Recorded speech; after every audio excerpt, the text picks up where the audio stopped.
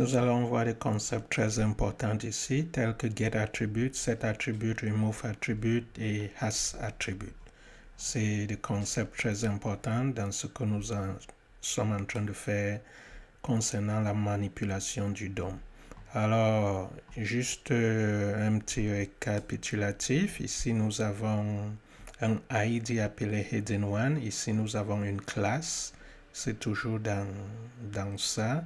Ici, nous avons presque la même chose. Et ici, nous avons quelques classes. Et ici, nous avons un peu du CSS. Ce que nous allons faire ici, c'est de mettre une autre classe. Nous allons l'appeler pattern. Et cette classe, nous ne l'avons pas attribuée à quoi que ce soit. Vous allez voir comment nous allons pouvoir utiliser pattern. Je vais simplement lui donner une couleur. La couleur que je vais lui donner sera white. Je vais lui donner un background de teal. En fait, je vais l'utiliser pour modifier ceci.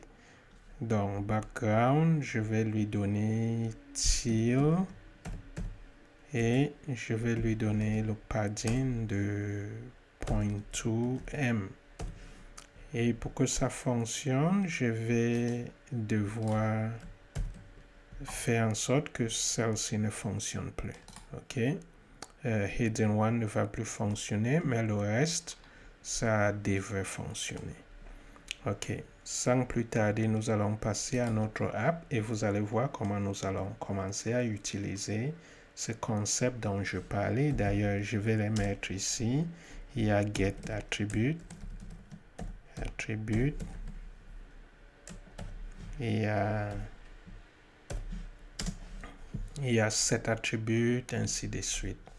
Bon, nous allons utiliser if et nous allons tout simplement déclarer que si document get elements by id, donc si dans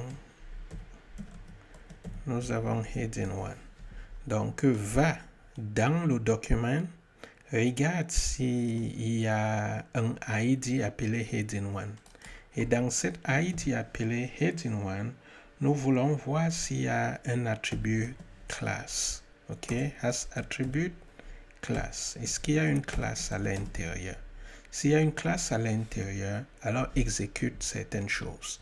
Si vous jetez un coup d'œil ici, vous allez voir que quand nous venons à index, nous avons id heading 1 et à l'intérieur, il y a classe.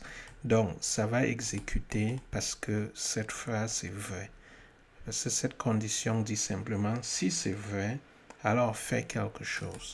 Alors à l'intérieur, ce que nous voulons que ça fasse tout de suite, c'est de dire, je vais tout simplement dire, var val1 et je vais utiliser document get heading, pratiquement le même code, mais ici, nous n'allons plus dire has parce que has attribute c'était pour vérifier si ça existe. Maintenant, nous allons lui dire get. Donc, va chercher l'attribut qui est là-bas. Et c'est quel type d'attribut que je veux? C'est la classe. Donc, va là-bas, trouve ça et place la valeur dans val1. Alors, maintenant que nous avons cette valeur au niveau de val1, nous allons console log cette valeur afin de voir ce que ça va nous donner. Val1. Et quand on console log, on s'attend à ce que ça nous donne quoi? Que ça nous donne path1. Parce que ça va aller chercher la valeur de classe. Et ça va nous dire que cette classe, c'est path1. Donc, je sauvegarde. Et ici, ça nous dit que c'est path1. Alors, tout de suite, ce que nous allons faire maintenant, nous allons changer. OK? Maintenant, je vais tout de suite dire document get exactement la même chose que nous sommes en train de faire, heading 1. Mais ici, je ne vais plus dire get attribute, je vais maintenant dire set attribute. Ok, regardez bien la syntaxe de ce set attribute. Nous allons lui dire ce que nous voulons que ça fasse là-bas. Nous allons lui dire que nous voulons l'attribut que ça doit donner là-bas. Nous allons lui dire que nous voulons que ce soit une classe et virgule, nous allons lui dire quelle classe est-ce que nous voulons que ça place là-bas. Souvenez-vous tantôt, ici, nous sommes venus créer path3. Donc, nous allons changer cela. Ce qui va se passer, c'est que au lieu d'avoir path1 ici, ça sera path3 et vous allez voir, ça va changer ça complètement.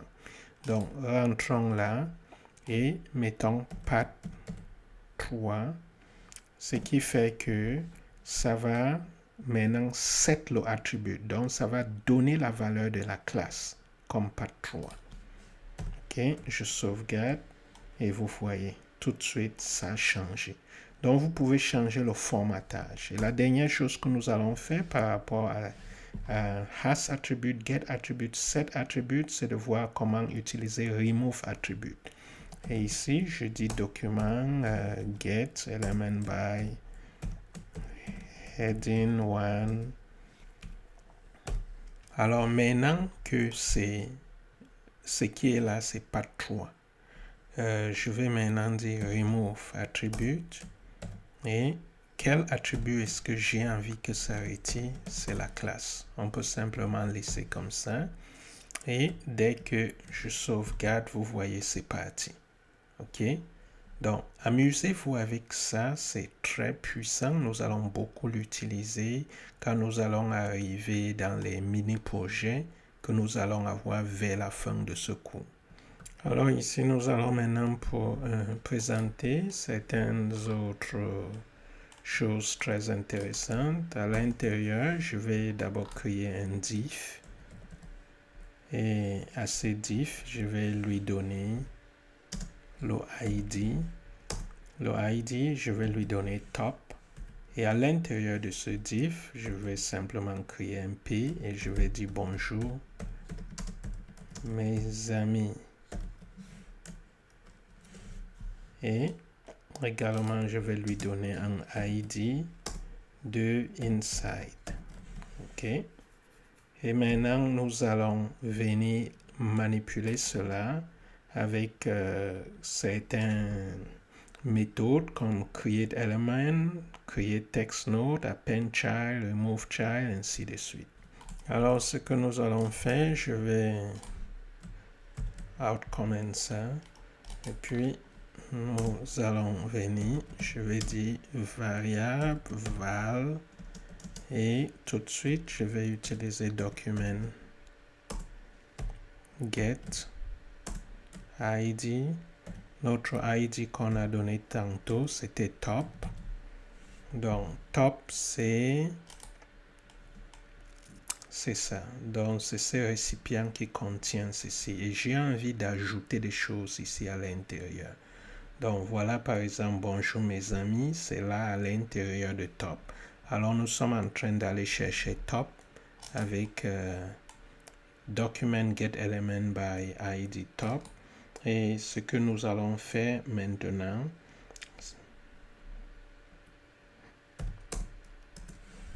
tout de suite, je vais créer une variable, je vais dire val2. Et ce val2, c'est là où ça commence à être intéressant. Je vais dire dans l'objet document, create. Donc, create element. Donc, de créer un élément. Et c'est quel élément que je vais créer? Je peux créer div, je peux créer toutes sortes d'éléments HTML5, mais cette fois-ci, je vais créer P. Et ce P, j'ai envie de l'ajouter à l'intérieur de mon document. Mais je ne veux pas m'arrêter là-bas. Maintenant, je vais dire val3. Et c'est val3. Je vais aller chercher val2. Et je vais lui donner create text note. OK?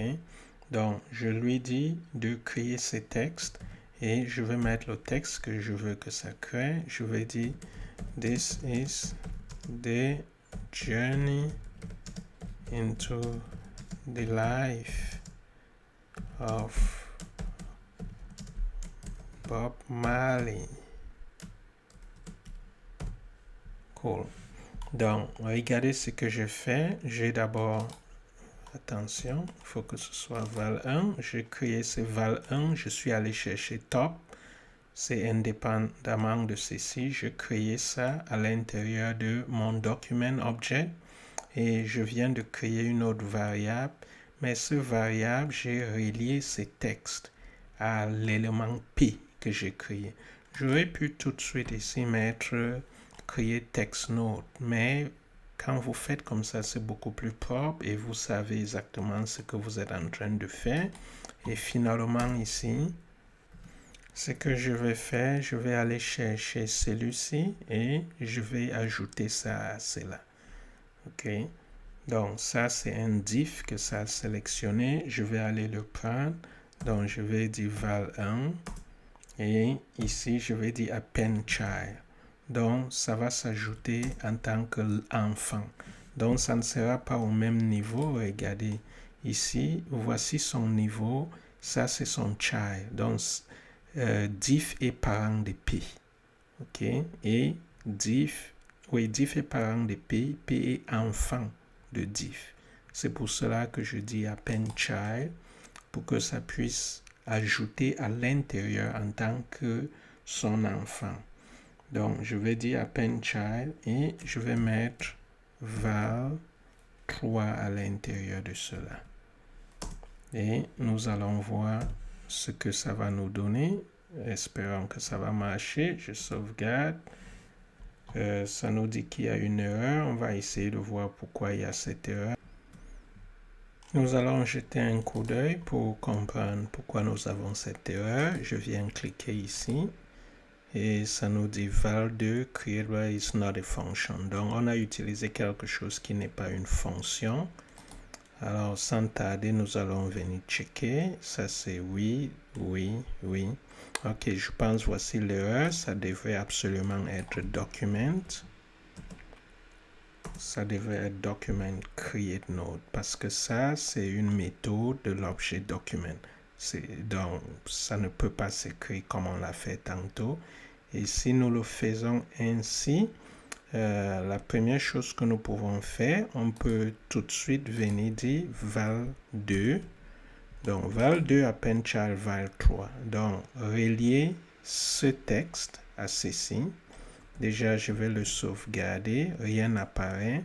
Et puis, tout ce que nous avons là à l'intérieur, nous pouvons le placer à l'intérieur. Nous pouvons maintenant dire val 1 append child et nous pouvons placer tout ça à l'intérieur de cela. Donc, j'ouvre et je ferme ici.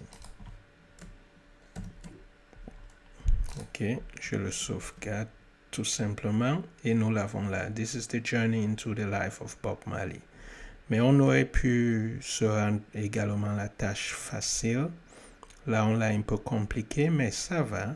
On aurait pu tout de suite venir ici, dire val 1, et on n'a même pas à mettre tout ça. On aurait pu simplement ajouter le texte. Et ça devait, en principe, marcher. OK? Ça reste la même chose. Donc, c'est ça avec create text node. Vous créez un élément, vous créez un text node, ainsi de suite. La dernière chose que nous allons voir dans cette vidéo, nous allons voir comment on peut utiliser remove child pour retirer quelque chose. Donc, regardez un peu ça. Bonjour mes amis, je vais le faire partir tout simplement en disant retire l'enfant qui a le ID de Insight. Okay. Sans plus tarder, on va venir ici créer quelque chose. Je vais dire par exemple valeur 4 et je vais dire document. Nous avons document get by ID et la valeur c'est inside. Donc ça va le chercher, ça le place ici et tout de suite je vais dire val 1. Je dis remove child. Donc, retire l'enfant qui répond à cette appellation, à val4. OK. Et regardez ici, si ça marche, ça devrait partir. Bonjour mes amis, je sauvegarde et c'est parti. Cool.